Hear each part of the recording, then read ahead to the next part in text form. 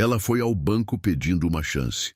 Recebeu um carimbo vermelho e um olhar que nem chegou a pousá-la como gente. Naquela mesma noite, cansada e com o coração partido, ela parou numa estrada escura para ajudar uma desconhecida, sem saber que aquela mulher perdida era a mesma pessoa que tinha o poder de mudar tudo. Mas o que nenhuma das duas sabia era o quanto aquele encontro ia custar, revelar e transformar para sempre. Se essa história tocar seu coração, curta e deixe um comentário. Diga também de qual cidade você está assistindo. Ana acordou às 5h15 da manhã, como sempre, antes que a luz do sol tivesse coragem de entrar pela janela do quarto. O despertador não precisava tocar. O corpo dela já sabia a hora. Havia uma fadiga instalada nela que não era de uma noite mal dormida, era a fadiga de anos carregados sem pausa, sem descanso, sem alguém que dissesse: "Eu fico com ele hoje, vai descansar." Ela levantou devagar, passou os pés no chão de cerâmica fria e ficou parada por alguns segundos no escuro, como quem precisa de um momento antes de voltar a ser forte. O apartamento era pequeno, 2 cômodos, uma cozinha estreita que cheirava a gás mesmo quando o fogão estava apagado e uma janela que dava para o muro de outro prédio. Ela tinha feito o possível para que parecesse um lar, uma cortina estampada, um vaso de planta artificial porque a real sempre morria, uma frase escrita num papel colado na geladeira: "Você consegue." Ela mesma tinha escrito, num dia em que precisava acreditar. Antes de fazer qualquer coisa para si mesma, Ana foi até o quarto do filho. Miguel dormia de lado, as mãos abertas na altura do rosto, a respiração lenta e regular. Ele tinha 6 anos e o sono dele era diferente do sono das outras crianças, mais fundo, mais isolado, como se o mundo fosse barulhento demais acordado e o sonho fosse o único lugar onde ele tinha paz. Ana ficou parada na porta por quase 1 minuto, só olhando para ele. Havia uma dor específica nisso, uma dor que não era de tristeza, era de amor excessivo que não cabia no peito. Ela amava aquele menino de um jeito que a assustava, com uma intensidade que às vezes parecia maior do que ela mesma. Miguel tinha sido diagnosticado com transtorno do espectro autista quando tinha 3 anos. Para Ana, o diagnóstico não tinha chegado como uma sentença, tinha chegado como um nome. Finalmente, um nome para aquilo que ela já sabia que existia, mas que ninguém ao redor dela conseguia ver. A família falava que era frescura de mãe superprotetora. O pediatra do posto dizia que cada criança tem seu tempo, mas Ana sabia. Desde que ele tinha 8 meses e olhava para ela de um jeito que parecia olhar para um ponto além dela, ela sabia que o mundo dele era diferente e que ela precisaria aprender a entrar nele. A fonoaudióloga que fazia o atendimento de Miguel cobrava R$ 180 a sessão, 2 vezes por semana.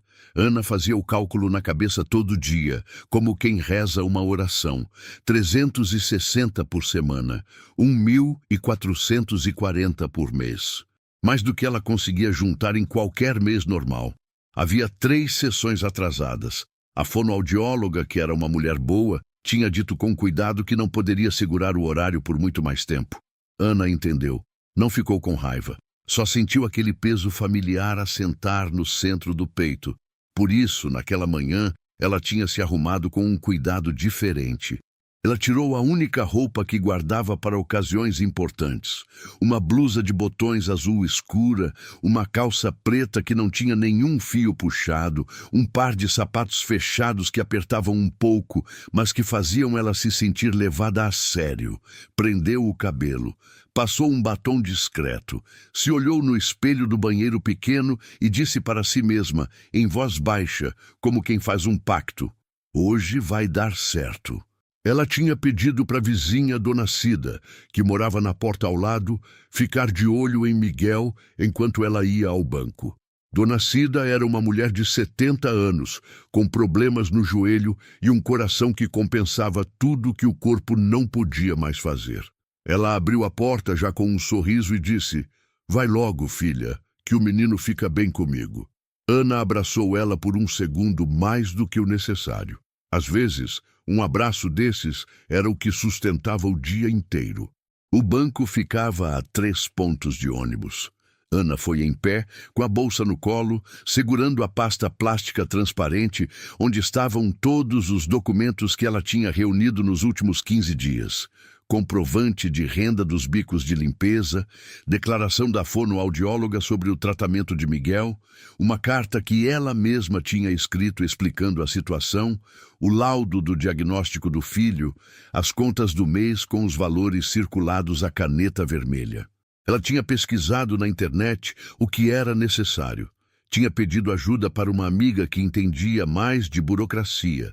Tinha feito tudo certo, ou pelo menos tudo o que estava ao alcance de alguém sem advogado, sem contador, sem ninguém para abrir uma porta. O banco tinha um cheiro de ar condicionado e carpete sintético. As pessoas andavam rápido, com a cabeça baixa nos celulares, com aquela pressa de quem tem muitos lugares mais importantes para estar. Ana pegou a senha, sentou numa cadeira de plástico e esperou. 52 minutos, ela contou. Não porque estava impaciente, mas porque a mente, quando está nervosa, precisa de algo para segurar. Quando chamaram o número dela, ela levantou devagar, ajeitou a blusa, respirou fundo e foi. Ana se sentou na cadeira do outro lado da mesa do gerente com a pasta no colo, as mãos levemente úmidas, o coração batendo num ritmo que ela tentava controlar com a respiração. O gerente era um homem de uns 40 anos, terninho cinza, cabelo partido ao lado, uma caneta de marca entre os dedos que ele rolava sem parar. Aquele tipo de gesto que diz mais do que qualquer palavra que o tempo dele vale mais que o seu. Ele não levantou quando ela chegou. Não sorriu, olhou para a tela do computador com a expressão de quem já sabe o que vai acontecer antes de qualquer conversa começar. Ana abriu a pasta. Começou a explicar. Falou do filho, do diagnóstico, das sessões atrasadas, da fonoaudióloga, dos materiais que precisava comprar. Falou com cuidado, com clareza, sem deixar a voz tremer, porque ela sabia que se a voz tremesse, ele ia ouvir fragilidade e não motivo. Ela tinha ensaiado aquilo, sabia exatamente o que dizer. Tinha cronometrado em casa, enquanto Miguel girava a tampinha no chão. O gerente ouvia, ou fingia ouvir. Seus olhos voltavam para a tela a cada 10 segundos. Quando ela terminou de falar, ele digitou algumas coisas sem olhar para ela e disse, com aquela cadência plana de quem repete a mesma frase 200 vezes por semana. A análise de crédito não aprovou. Seu histórico não atende os requisitos mínimos. Ana ficou parada. Mas eu trouxe toda a documentação, ela disse. A voz saiu firme. Ela se orgulhou disso. A documentação é insuficiente para o valor solicitado. Ele já estava digitando outra coisa, como se ela já tivesse saído. É um empréstimo pequeno, ela continuou. Eu tenho renda comprovada. Eu pago aluguel em dia. Senhora. Ele a olhou pela primeira vez com atenção total. E foi pior do que quando ele não olhava. Porque o olhar dele não tinha crueldade. Tinha indiferença. A indiferença completa de quem nunca vai entender o que está do outro lado dessa mesa. O sistema negou. Não tenho o que fazer da minha parte. Ana abriu a boca. Fechou. Havia uma palavra presa na garganta. Não um palavrão, não um grito. Era uma palavra simples, quase infantil. Por quê? Mas ela sabia que não adiantava perguntar. O sistema não tem porquê. O sistema tem critérios, e os critérios não enxergam uma mãe solteira com um filho de 6 anos que precisa de terapia. Os critérios enxergam números, e os números dela não eram suficientes. Ela recolheu os papéis da pasta devagar, um por um. A carta que ela tinha escrito com tanto cuidado, o laudo de Miguel, o comprovante de renda dos bicos, tudo voltou para dentro da pasta plástica com aquele barulho fino de papel contra papel que pareceu naquele silêncio insuportavelmente alto. O gerente já tinha voltado completamente para a tela. Ana levantou. Disse, obrigada. E até hoje ela não sabe de onde veio aquele obrigada, se foi educação, se foi ironia, se foi só o piloto automático de uma mulher que aprendeu desde cedo a ser invisível e ainda assim manter a compostura. Ela atravessou o carpete azul do banco, passou pelas catracas, empurrou a porta de vidro pesada e o ar quente da rua bateu no rosto dela como um tapa. Ela andou até a esquina. Parou. Ficou de frente para a parede cor de bege desbotado de um comércio fechado e deixou o queixo cair levemente. Não chorou, não ali, não com gente passando, mas a garganta fechou de um jeito que doía fisicamente, como se tivesse alguém apertando por dentro. Ela passou a mão na testa, respirou pelo nariz, contou até 8 como a psicóloga que ela tinha consultado uma única vez tinha ensinado. O sol estava forte. O asfalto cheirava aquela mistura de borracha quente e poeira que São Paulo tem nas manhãs secas. Um ônibus passou barulhento e o vento que ele trouxe levantou a pontinha do cabelo dela. Ela ficou parada mais um momento. Só mais um.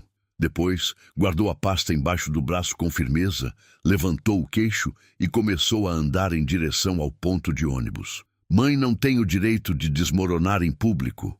Esse era o código que ninguém ensina, mas toda mãe solteira aprende cedo, pela força bruta das circunstâncias. Você desmorona às 3 da manhã no banheiro, com a torneira aberta para não acordar a criança. Você desmorona na hora do banho. Você desmorona nos 5 minutos antes de dormir, aquele intervalo entre o travesseiro e o sono, onde nenhuma armadura funciona. Mas em público, na rua, no banco, na escola, no supermercado, você segura. Porque se você cair, não tem ninguém para segurar o menino. No ônibus de volta, ela ficou em pé, com uma das mãos no corrimão de metal quente, e ficou olhando pela janela sem ver nada, pensando em como ia explicar para a fonoaudióloga, pensando em alternativas. Pedir emprestado para quem? Todo mundo que ela conhecia estava no mesmo buraco. Vender alguma coisa? O que ela tinha que valia alguma coisa? Fazer um bolão? Uma vaquinha online? A vergonha ainda mordeu com força nessa ideia, mas ela não descartou. Quando você tem um filho esperando, a vergonha é um luxo que vai sendo descartado aos poucos. Quando chegou no apartamento, Dona Cida abriu a porta sorrindo e disse: "Foi bem?" Ana sorriu de volta. "Foi", ela disse. E aquela mentira pequena custou mais do que qualquer coisa que tinha acontecido no banco. Miguel estava no chão da sala, girando uma tampinha de garrafa PET na cerâmica. O movimento era preciso, repetido, hipnótico. Ele nem levantou a cabeça quando ela entrou, não porque não gostava dela, mas porque o mundo da tampinha, naquele momento, era mais real e mais seguro do que qualquer outra coisa ao redor. Ana ficou parada no meio da sala, olhando para o filho. E aquilo doeu mais do que o carimbo vermelho. Porque ela estava lutando com tudo que tinha por alguém que nem sabia que ela estava lutando. Naquela noite, Ana tinha um bico combinado, limpar um escritório de advocacia no bairro do Ipiranga, serviço que uma amiga tinha conseguido para ela. Pagava R$ 80, serviço noturno, quando o escritório fechava e os advogados iam embora. Não era perto, não era prático, mas era dinheiro real, e dinheiro real ela não podia recusar. Deixou Miguel com Dona Cida de novo, pagou simbólico, a vizinha nunca aceitava o valor justo, e pegou o ônibus às 7h30 da noite. O escritório ficava no 4º andar de um prédio comercial pequeno, e ela limpou por 2h30 com aquela eficiência silenciosa de quem sabe exatamente o que fazer. Os banheiros primeiro, depois a copa, depois as mesas, depois o chão. O cheiro de produto de limpeza era tão familiar que ela quase não o sentia mais. Era o cheiro do dia terminando. Era o cheiro do dinheiro. Terminou às 10h20 da noite. Recebeu em dinheiro, guardou no envelope dentro da bolsa e desceu as escadas do prédio com o corpo pesado e os pés latejando. O ar de fora estava mais frio agora, daquele frio úmido de São Paulo, que não é frio de verdade, mas que penetra nos ossos de quem está cansado. Ela foi para o ponto de ônibus. Esperou 20 minutos.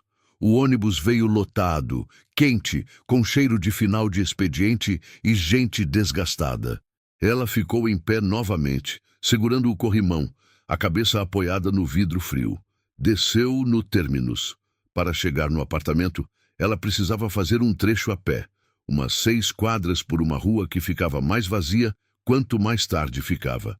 Ela conhecia aquele caminho de cor. Sabia onde o asfalto tinha um buraco, sabia onde a iluminação falhava, sabia onde ficava o cachorro que latia, mas não mordia. Estava na 3ª quadra quando os faróis do carro parado chamaram a atenção. Era um veículo grande, escuro, parado no acostamento com o pisca-alerta ligando. Não era um carro de pane qualquer. Tinha um aspecto diferente. Cuidado, um carro que custava mais do que ela ia ganhar em 1 ano. A porta do motorista estava entreaberta, e pela fresta escapava uma luz interna fraca. Ana diminuiu o passo. Sua lógica dizia: passa direto. São Paulo de noite, rua mal iluminada, carro parado, mulher sozinha. Passa direto. Mas ela ouviu um barulho. Não era um grito. Era quase o contrário. Era um choro contido, sufocado. Daquele tipo que soa mais assustador do que um grito, porque significa que a pessoa está tentando não fazer barulho, como se tivesse medo de ser ouvida. Ana parou completamente. Ficou parada ali por alguns segundos, a bolsa apertada no ombro, o coração acelerando. Não de medo, mas daquela mistura estranha de medo e reconhecimento. Ela conhecia aquele choro. Era o choro de quando você está sozinha e não pode ser vista caindo. Ela se aproximou devagar. A 2 metros do carro, parou. Oi, ela disse em voz alta o suficiente para ser ouvida, mas baixa o suficiente para não assustar. Está tudo bem? Houve um silêncio de alguns segundos. Depois o vidro desceu. A mulher dentro do carro tinha uns 50 anos, cabelo escuro bem arrumado, que agora estava ligeiramente desorganizado. Maquiagem que o choro tinha borrado levemente nas extremidades dos olhos. Estava com uma blusa de seda, um colar discreto, mas que claramente não era barato, as mãos no volante com os nós dos dedos levemente brancos de tanto apertar. Era o tipo de pessoa que Ana encontrava do outro lado das portas que ela limpava. Não do lado de cá, na rua, num carro parado no acostamento, com o pisca ligando às 10h30 da noite. Os olhos dela examinaram Ana com uma desconfiança que não era má vontade, era instinto. A mesma desconfiança que qualquer mulher sozinha tem quando uma estranha aparece no escuro. Não preciso de ajuda, ela disse. A voz estava firme demais para ser verdade. Ana não saiu. Ficou parada a 2 metros. O carro deu problema? A mulher não respondeu imediatamente. Olhou para a frente, depois para Ana de novo. O celular não tem sinal aqui. Já tentei. Pausa. Já chamei no aplicativo, mas diz que vai demorar mais de 1 hora. Eu sei onde tem sinal, Ana disse. Umas 2 quadras daqui tem uma farmácia que abre a noite toda. Se você quiser ligar do telefone fixo deles. A mulher olhou para ela por um momento longo. Ana não se moveu. Não pressionou. Ficou ali, parada, com a expressão aberta de alguém que não quer nada além do que disse. Você mora por aqui? A mulher perguntou. 2 quadras acima. Ana apontou com a cabeça. Passo por aqui toda noite quando saio de serviço tarde. Outro silêncio. Depois a mulher abriu a porta devagar e saiu do carro. Era mais alta do que parecia sentada. Andava com aquela postura de quem está acostumada a ocupar espaço. Mas agora o espaço estava desorganizado, o ombro levemente curvado, o cansaço visível em cada passo. Foram as 2 quadras até a farmácia em silêncio quase completo. Ana não perguntou nada. Não era o momento de perguntar. Havia coisas que você aprende quando cria um filho que não fala, que às vezes o silêncio do lado de alguém é o suficiente, que presença não exige palavra. Na farmácia, a mulher ligou para a assistência. Depois ligou para alguém, um número que ela discou de memória, deixando tocar por um longo tempo antes de desligar sem falar. Voltou para o balcão com o telefone na mão, os olhos baixos, e disse para Ana: Obrigada. Está bem, Ana respondeu. Elas foram de volta ao carro. Ana ficou ali. Não foi embora. A mulher notou isso e perguntou, com uma nota de estranheza: "Você vai ficar? Vou esperar o socorro chegar." Ana disse simples: "Não precisa." "Eu sei." A mulher abriu a boca para dizer mais alguma coisa e não disse. Ela encostou no carro, braços cruzados, e ficou olhando para a rua escura. Ana ficou do outro lado, as costas na grade de um comércio fechado. Ficaram assim por 40 minutos. Conversaram pouco. O nome, uma ou outra frase sobre o bairro, sobre o frio que tinha chegado de repente. Nenhum detalhe importante. Mas havia algo naquele silêncio compartilhado que não era vazio. Era denso, era quente, era daquele tipo de companhia que se sente na pele. Quando o guincho chegou e o problema foi resolvido, uma pane elétrica simples, o mecânico disse. A mulher abriu a bolsa e tirou algumas notas dobradas. "Deixa eu te agradecer." Ana olhou para o dinheiro. Sentiu a vontade passar por ela como uma onda. Ela precisava daquilo, precisava tanto. E depois sentiu outra coisa, mais funda, mais firme. "Não precisa," ela disse. "Mas você ficou aqui comigo mais de 1 hora no frio." "Não fiz isso por dinheiro." Ana enfiou as mãos no bolso do casaco. "Boa noite." E foi embora. Não olhou para trás. Não ficou esperando reação. Andou as 2 quadras de volta com o corpo cansado e a cabeça estranhamente mais leve, como se algo que estava pesando tivesse sido colocado no chão por alguns instantes. Não porque ela era generosa além da conta, mas porque naquele dia, com o carimbo vermelho ainda ardendo no peito, ela precisava sentir que ainda era alguém que fazia o certo mesmo quando o mundo não fazia por ela. Às vezes a dignidade é a última coisa que sobra, e você a guarda como guarda a água no deserto. No dia seguinte, a vida voltou ao seu trilho invariável. Ana acordou às 5h15. Fez o café, acordou Miguel, com aquela paciência específica que o filho precisava, não de repente, não com barulho, mas com uma presença gradual, a mão no ombro primeiro, depois a luz da abajur no canto, depois a voz em tom baixo.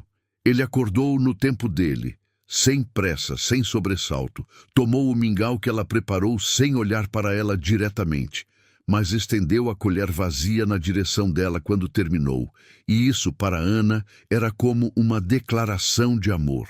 Ela tinha 2 casas para limpar naquela manhã. Saiu com Miguel para a casa de Dona Cida às 8, voltou ao meio-dia, preparou o almoço, colocou o desenho favorito dele no tablet enquanto comia em pé na cozinha. À tarde, tinha mais uma casa, de uma família no bairro ao lado, que pagava bem, mas que deixava a casa de um jeito que ela preferia não descrever. Estava dobrando roupa no quarto, com a janela aberta e o barulho da rua entrando junto com o vento, quando ouviu a batida na porta. Não era uma batida comum. Tinha um ritmo diferente, firme, segura, de quem não está esperando não receber resposta. Ana dobrou a camiseta que estava nas mãos, pousou na cama e foi até a porta. Abriu e ficou parada. Era ela, a mulher da estrada. Mas era e não era. Porque a mulher que estava agora no vão da porta do seu apartamento simples não era a figura levemente desfeita de madrugada. Era outra versão completamente diferente. Cabelo impecável, blazer escuro, bem cortado, com aquele tipo de costura que Ana reconhecia de longe como coisa cara, postura absolutamente ereta, expressão serena e ao mesmo tempo intensa. E atrás dela, 2 homens de terno, parados no corredor com pastas nas mãos. Ana olhou para a mulher, olhou para os homens, voltou para a mulher. "Como você sabe onde eu moro?" Foi a primeira coisa que ela disse. Não foi rude, foi legítimo. "Perguntei na farmácia," a mulher respondeu. "Você disse que morava 2 quadras acima. O atendente te conhece." Ana ficou parada no vão da porta. A mente correu rápido. Quem é essa mulher? O que ela quer? Por que ela está aqui? Por que veio com 2 pessoas de terno? Isso é bom ou ruim? Eu devia deixar entrar, eu devia... "Meu nome é Beatriz Cavalcante," a mulher disse. E esperou. O nome não significou nada imediatamente. Depois significou. Ana não soube dizer mais tarde em que exato momento os pontos se conectaram. Se foi no instante em que a mulher disse o nome, se foi meio segundo depois, se foi quando ela viu o cartão que Beatriz tirou do bolso do blazer e segurou na direção dela. Era um cartão preto, discreto, com letras douradas. Beatriz Cavalcante, diretora-presidente, Grupo Cavalcante Financeiro. Ana levou um tempo para ler. Leu de novo. Ergueu os olhos. O Banco Cavalcante, ela disse. A voz saiu mais baixa do que ela pretendia. Sim. O silêncio que veio depois durou poucos segundos, mas pesou como minutos. Ana ficou olhando para aquele cartão preto como se ele tivesse uma informação que ela ainda estava processando. Porque estava tentando entender o que significava que a mulher que ela tinha ficado na estrada escura às 11 da noite era a mesma mulher cujo banco tinha imprimido um carimbo vermelho no seu pedido menos de 24 horas antes. A ironia foi a primeira coisa que chegou. Depois veio outra coisa, mais pesada, mais amarga, a sensação familiar de estar sempre do lado errado da equação, de que o mundo tinha um lado onde as coisas aconteciam e um lado onde você esperava que elas acontecessem, e que ela estava sempre, sempre no segundo. "O que você quer?" Ana perguntou. A voz estava controlada. Ela tinha aprendido a controlar a voz. Beatriz não respondeu imediatamente. Seus olhos passearam pelo corredor, pela porta aberta, e então viram Miguel. Ele estava no fundo da sala, de costas para elas, alinhando os carrinhos em fileira precisa na frente da televisão desligada.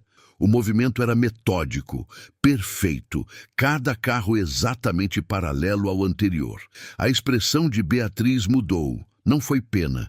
Ana era treinada para reconhecer pena. Ela a odiava. Não era isso. Era algo mais próximo de reconhecimento, de entendimento silencioso. Como quem vê algo que já viu antes em outro lugar, em outro contexto, mas que conhece. "Posso entrar?" Beatriz perguntou, baixinho, quase sem precisar das palavras. Ana ficou parada por mais um segundo. Depois abriu a porta completamente e saiu do caminho. Os dois homens de terno ficaram no corredor. Beatriz entrou sozinha. Ela ficou parada no meio da sala pequena, com aquela postura ereta que não era arrogância. Era costume, e olhou ao redor devagar. A cortina estampada, o vaso de planta artificial, o papel colado na geladeira com a frase escrita à mão, a estante improvisada com os brinquedos específicos de Miguel alinhados em ordem, a pilha de folhas de terapia ocupacional em cima da mesa de plástico da cozinha. Miguel continuou alinhando os carrinhos. Ele não tinha notado a presença dela. Ou tinha notado e estava processando à sua maneira, que era diferente de ignorar. Ana ficou de pé perto da porta, os braços cruzados, esperando. "Eu vi o seu cadastro", Beatriz disse. "Não começou por ontem, não começou por obrigada, começou por onde achava que precisava começar. Depois que você foi embora da estrada, fiz as pessoas procurarem. Por quê? Porque você me disse seu nome na farmácia. E eu quis saber." Ana não disse nada. Beatriz continuou. "Vi que você tinha feito um pedido de empréstimo. Vi que foi negado ontem de manhã." "O sistema negou", Ana disse. Repetiu exatamente o que o gerente tinha dito, com a mesma entonação plana. "Não tenho o que fazer." Beatriz a olhou por um segundo longo. "Eu sei o que o gerente disse." E o gerente seguiu o protocolo. Pausa. "O protocolo tem falhas que eu sei que existem, que penalizam pessoas que não têm garantia patrimonial, que têm renda informal, que não têm histórico de crédito construído porque nunca tiveram acesso a crédito para começar. É um ciclo. Eu sei disso." Ana sentiu alguma coisa se mover dentro do peito. Não era alívio. Era desconfiança com textura diferente. "Por que você está me dizendo isso?" "Porque é verdade. Muita coisa verdadeira não muda nada." Beatriz ficou quieta com isso por um momento. Não rebateu. Parecia que estava processando, não de forma calculada, mas genuinamente, como quem recebe um soco pequeno e o sente de verdade. "Ontem à noite", ela disse então mais devagar, Eu estava voltando de uma reunião que tinha ido muito mal. Pessoal, não era reunião de negócio. Ela parou. Eu estava mais abalada do que eu devia estar num acostamento sozinha à noite. E você ficou. Qualquer pessoa ficaria. Não ficou, Beatriz disse, seco, direto. Passaram 12 carros enquanto eu estava ali. Eu contei. Ana não soube o que fazer com isso. Ficou em silêncio. Você não me conhecia, não tinha motivo, e recusou o dinheiro. Beatriz olhou para ela com uma atenção total, que era ao mesmo tempo confortável e desconfortável. Isso me interessou mais do que qualquer dossiê. Do canto da sala veio um barulho. Um dos carrinhos de Miguel tinha caído de lado. Ele pegou, realinhou. Voltou ao mesmo movimento preciso. Beatriz olhou para ele. Seu filho, ela disse. Não era pergunta. Miguel, 6 anos. Ana não elaborou. Não precisava. Não queria. Mas Beatriz estava olhando para Miguel com aquela expressão de antes. Aquele reconhecimento que Ana não conseguia identificar de onde vinha. Ela deu um passo na direção do menino. Lento. Parou a 1 metro. Ficou agachada na altura dele. Miguel não a olhou. Continuou com os carrinhos. Beatriz não forçou. Não chamou. Ficou ali, no nível dele, em silêncio, esperando, como alguém que entende que há um ritmo diferente que precisa ser respeitado. 30 segundos se passaram. 40. Miguel pousou um carrinho vermelho devagar no chão. Levantou o olhar, não para Beatriz diretamente, mas para o espaço levemente ao lado do rosto dela. E ficou assim por 1 segundo. Beatriz não se mexeu. Miguel voltou para os carrinhos. Foi o contato mais longo que ele fazia com um estranho em meses. Ana sentiu o nó na garganta chegar sem aviso. Engoliu. Passou a mão no olho rapidamente, como quem estava coçando. Beatriz levantou. Voltou-se para Ana e disse com uma voz que tinha perdido completamente o tom corporativo de antes. O sistema negou você, mas ontem à noite você não negou alguém. A frase chegou simples, sem dramaticidade, sem volume, e exatamente por isso atravessou tudo. Ana ficou parada com aquela frase ecoando dentro dela por vários segundos. Beatriz não preencheu o silêncio. Os 2 homens de terno continuavam no corredor como estátuas discretas. Miguel alinhava o 10º carrinho. Então Ana disse, com uma voz que saiu levemente áspera, o empréstimo. Aprovado, Beatriz disse. Se você quiser. Se eu quiser. Ana repetiu as palavras com uma leveza irônica que não era alegria. Claro que eu quero. Eu sempre quis. Eu fui lá ontem de manhã porque eu quero. Porque eu preciso. Porque meu filho precisa. A voz quebrou no último pedaço. Ela pressionou os lábios. Respirou. Recomeçou, mais baixo. Desculpa. Não precisa pedir desculpa. Eu não costumo. Ana parou. Passou a mão no rosto. Eu não costumo fazer isso. Eu sei. Beatriz estava olhando para ela com uma atenção serena. Hoje você pode. Houve um momento. Ana lembrou dele depois como um daqueles momentos que você só entende enquanto está dentro deles. Em que as 2 mulheres ficaram completamente paradas no meio daquele apartamento pequeno, com o barulho da rua lá fora e o som dos carrinhos sendo movidos pelo menino de 6 anos, e havia entre elas aquela coisa estranha e preciosa que acontece quando 2 estranhos se veem de verdade. Não com pena, não com admiração, com reconhecimento. Você tem um filho também, Ana disse de repente. Não sabia de onde tinha vindo aquilo, intuição, ou o jeito como Beatriz tinha se agachado, ou aquele olhar que não era apenas empatia aprendida. Beatriz ficou completamente parada por 1 segundo. Tive, ela disse, baixo. Ele era parecido com o Miguel, no jeito de estar no mundo. Ana olhou para ela. Ele faleceu quando tinha 11 anos. Beatriz continuou. A voz estava absolutamente controlada, mas os olhos estavam fazendo um trabalho muito difícil. Complicação cardíaca, não relacionada ao espectro.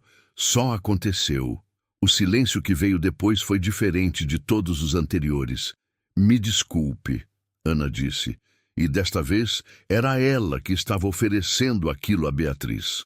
A mulher que dirigia um banco e que chegara com 2 assessores de terno Olhou para o lado por um segundo. Quando voltou, havia alguma coisa diferente no rosto dela.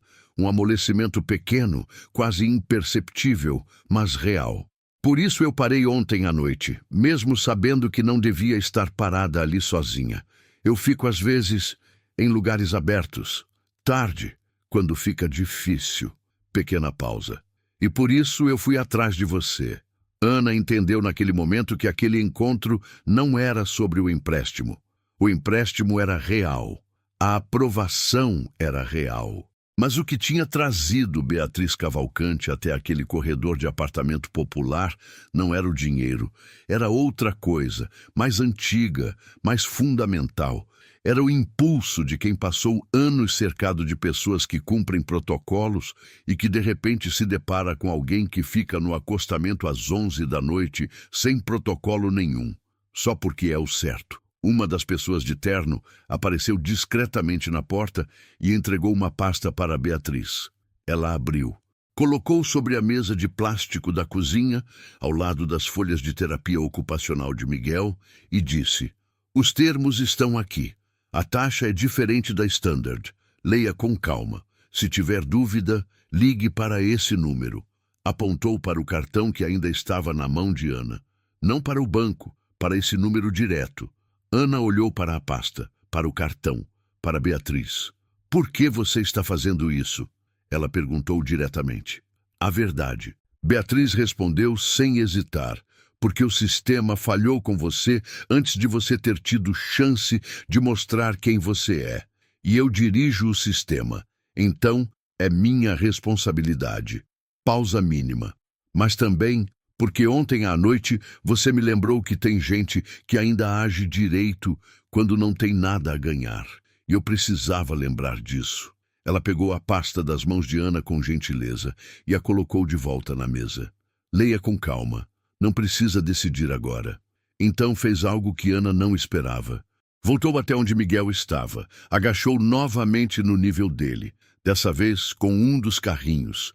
O vermelho que tinha caído antes, que ela pegou do chão com delicadeza e colocou na frente, a 2 palmos de Miguel, sem falar nada. Miguel olhou para o carrinho. Olhou para a mão de Beatriz e estendeu a mão devagar, sem pressa, e pegou o carrinho da dela. Não foi um abraço. Não foi uma palavra. Não foi nada que ia virar manchete. Mas foi Miguel tocando a mão de um adulto desconhecido com vontade própria. E isso não acontecia. Não tinha acontecido nunca. Ana não conseguiu segurar dessa vez. 2 segundos. Ela se virou para a janela. 2 segundos apenas. Depois se virou de volta. Beatriz estava de pé, olhando para Miguel ainda, com uma expressão que Ana nunca ia conseguir descrever com precisão. Era dor e paz ao mesmo tempo. Era perda e encontro. Era uma coisa que só quem carregou algo muito pesado por muito tempo reconhece em outra pessoa que carrega. "Obrigada", Ana disse. Desta vez a palavra era diferente do obrigada vazio que ela tinha dito ao sair do banco no dia anterior. Essa palavra tinha peso, tinha real, tinha fundo. Beatriz assentiu. Pegou o paletó, foi em direção à porta, parou. Sem se virar completamente: "Você vai dar conta." Não era consolo vazio, era declaração. Ana soube disso. Beatriz foi embora com os 2 homens de terno, e o corredor ficou vazio de um jeito que parecia diferente de antes. Mais leve, como depois de uma chuva forte que passa e deixa o ar limpo. Ana ficou parada na sala por um longo momento. Miguel tinha voltado para a fileira de carrinhos, mas segurava o vermelho à parte, separado dos outros. Não de forma aleatória, mas deliberada, como quem guarda algo importante num lugar especial. Ela se sentou no chão ao lado dele. Não disse nada. Ficou ali, perto, no espaço dele, no ritmo dele, e ficou pensando. Não sobre o empréstimo. Embora o empréstimo fosse real e importante e fosse pagar as sessões atrasadas e comprar os materiais e talvez abrir uma brecha diferente. Ela pensou sobre isso mais tarde, quando a cabeça esfriou. Mas naquele momento, sentada no chão de cerâmica fria, ao lado do filho, que girava um carrinho vermelho nas mãos, ela pensou sobre a noite anterior, sobre os 12 carros que passaram. Ela tinha sido o 13º. Não era heroísmo. Ela não tinha feito nada extraordinário. Tinha ficado numa calçada com uma mulher que precisava de companhia e depois recusado um dinheiro que precisava muito. Não era grandeza. Era só uma escolha pequena, quase instintiva, feita no fim de um dos piores dias da vida dela. Mas aquela escolha tinha acontecido depois do carimbo vermelho, depois do olhar vazio do gerente, depois de segurar o choro na calçada, depois de mentir, foi bem para Dona Cida, depois de olhar para o filho girando a tampinha e sentir aquela dor específica de lutar por alguém que não sabe que você está lutando. Depois de tudo isso, ela ainda tinha parado. E esse ainda era o que importava. Porque era fácil ser generosa quando a vida está indo bem. Era fácil parar quando você não estava exausta, quando ninguém tinha acabado de te fechar a porta, quando você não tinha um filho esperando em casa com um diagnóstico que pesava como pedra. Qualquer pessoa para quando está descansada e cheia e segura. A questão era quem você escolhia ser quando não estava nada disso. Ana olhou para o filho. Miguel ergueu o carrinho vermelho na direção da luz da janela. Não para ela, só para a luz, e o segurou ali por alguns segundos, como se estivesse examinando algo que só ele conseguia ver. Depois pousou com cuidado ao lado dos outros, mas ligeiramente separado, diferente, especial. Ela ficou olhando para aquele carrinho vermelho posicionado ligeiramente fora da fileira e sentiu algo que ela não soube nomear imediatamente. Depois nomeou. Era orgulho, não dela. Era orgulho do filho, daquele menino que o mundo via como limitado, como difícil, como o menino diferente, e que tinha estendido a mão para uma estranha porque algo nela tinha sido seguro o suficiente para merecer esse gesto. Miguel ensinava isso sem saber. Ele não filtrava com malícia, não tinha camadas de cinismo construídas por anos de decepção. Quando algo era seguro, ele se aproximava. Quando não era, ele recuava. Sem negociação, sem estratégia, sem protocolo. Ana tinha passado anos tentando protegê-lo do mundo. Talvez o mundo precisasse aprender algumas coisas com ele. 3 semanas depois, Ana estava sentada na sala de espera da fonoaudióloga com as sessões quitadas e mais 12 pagas adiantadas. O apartamento tinha um novo item, uma estante de madeira real, comprada numa loja de segunda mão, onde os materiais de terapia de Miguel ficavam organizados por tipo e cor. Não era luxo, era estrutura. Era aquele tipo de pequena ordem que muda o dia a dia de uma criança que precisa de rotina. Ela tinha ligado para o número do cartão de Beatriz uma vez, com uma dúvida sobre uma cláusula do contrato. Uma assistente atendeu, tirou a dúvida em 2 minutos, disse que qualquer outra questão era só ligar. Foi exatamente o que tinha sido prometido. Sem cerimônia, sem favor. Só funcionando como devia funcionar. Beatriz não tinha voltado. Ana não esperava que voltasse. Aquele não era o tipo de relação que continua. Era o tipo que acontece, faz seu trabalho e fica guardado num lugar importante da memória. Como um acidente que te muda de direção sem que você tenha pedido. Mas havia algo que Ana carregava desde aquele dia que era novo. Não era otimismo ingênuo. Ela continuava acordando às 5h15. Continuava com os bicos. Continuava com o peso de criar um filho com necessidades complexas numa cidade que tinha pouca paciência para qualquer tipo de diferença. O sistema ainda tinha falhas. Ela sabia disso com mais clareza do que nunca. O banco que tinha aprovado o empréstimo era o mesmo que tinha negado na véspera, e entre esses 2 momentos, nada havia mudado na burocracia. Só a intervenção de uma mulher que tinha razões muito pessoais para agir. Não era utopia, era vida real. Mas havia uma diferença que ela sentia na maneira de carregar o peso. Antes, a dureza do cotidiano tinha um risco. E ela sabia desse risco. Reconhecia nela mesma os sinais de quando estava chegando perto demais. Era o risco de endurecer. De deixar que tantos não fossem construindo uma parede que eventualmente virava indiferença. de chegar num ponto onde você passa direto pelo carro parado no acostamento, porque já foi passada direto vezes demais para ter energia sobrando para alguém. Ela tinha chegado perto desse ponto mais vezes do que queria admitir. Mas naquela noite, cansada, humilhada, com R$ 80 no envelope e o corpo doendo, ela não tinha chegado lá. E isso não era óbvio, não era automático. Era uma escolha, minúscula e enorme ao mesmo tempo, feita no escuro de uma rua mal iluminada por uma mulher que não tinha nada sobrando, exceto o instinto de que parar era o certo. A fonoaudióloga abriu a porta da sala e fez sinal para Miguel entrar. Ele levantou da cadeira com aquela deliberação cuidadosa que tinha, pegou a mochilinha pequena e entrou. Antes de atravessar a porta, sem aviso nenhum, parou. Virou ligeiramente o rosto na direção de Ana.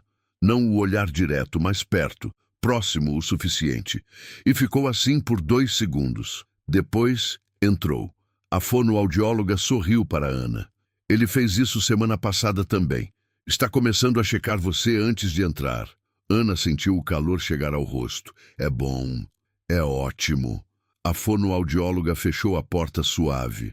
Ana ficou parada na cadeira da sala de espera, de frente para a porta fechada, atrás da qual o filho estava. E ficou assim por um momento, só sentindo o que era sentir aquilo. O carrinho vermelho separado na fileira. O olhar lateral antes de entrar. Os 2 segundos de checar se ela estava ali. Ele sabia. Não do jeito que outro menino de 6 anos saberia. Com abraço, com palavra, com "eu te amo, mãe", mas do jeito dele, que era diferente e que era inteiro. Ela tinha parado numa estrada escura no pior dia do ano, sem nada a ganhar, por puro instinto de alguém que conhece a solidão de quando ninguém para. E esse gesto minúsculo tinha criado uma cadeia de eventos que ela jamais poderia ter calculado. Não era mágica, não era destino costurado por forças maiores. Era só o jeito como as coisas funcionam quando alguém age direito num momento em que seria completamente compreensível não agir. A vida não ficou fácil depois daquilo, mas ficou diferente. E às vezes, diferente é tudo que você pode pedir. Existem encontros que não aparecem no calendário, que não têm hora marcada, que acontecem no meio de uma rua escura, ou numa sala de espera, ou num corredor de hospital, ou numa fila de banco. Encontros que o mundo trata como acidente, mas que chegam exatamente quando chegam por alguma razão que a lógica não alcança. Encontros que não consertam tudo, que não prometem nada, mas que entregam, com uma firmeza silenciosa, o que você mais precisava, a confirmação de que ainda existe algo inteiro dentro de você. Ana não precisou que o mundo fosse justo o tempo todo. Ela precisou, num momento específico e cansado e escuro, não deixar o mundo torná-la indiferente. E ela não deixou. E às vezes, é isso que muda tudo. Se essa história tocou o seu coração, deixe um comentário aqui embaixo. Às vezes, uma palavra simples pode alcançar alguém que também está precisando de esperança. E se puder, escreva também de qual cidade você está assistindo. É muito bom saber até onde essas histórias estão chegando. Obrigado por ficar até o fim. Que Deus acompanhe cada um de vocês na estrada da vida.